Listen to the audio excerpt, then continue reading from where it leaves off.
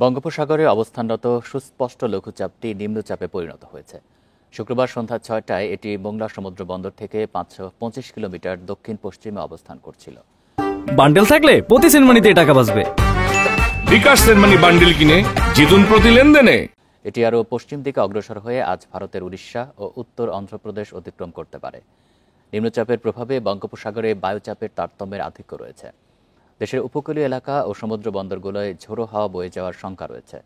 ৪ সমুদ্র বন্দরে ৩ নম্বর স্থানীয় সতর্ক সংকেত জারি রয়েছে। নিম্নচাপের কেন্দ্রে সাগর উত্তাল থাকায় মাছ ধরার নৌকা ও ট্রলারকে উপকূলের কাছে চলাচলের নির্দেশ দেওয়া হয়েছে। আবহাওয়া অধিদপ্তর জানিয়েছে, নিম্নচাপের প্রভাবে সারা দেশেই আজ বৃষ্টি হতে পারে। কোথাও কোথাও হতে পারে ভারী বৃষ্টি। শুক্রবার দেশের সর্বোচ্চ বৃষ্টি রেকর্ড করা হয় খুলনার কয়রায় ৫৩ মিলিমিটার।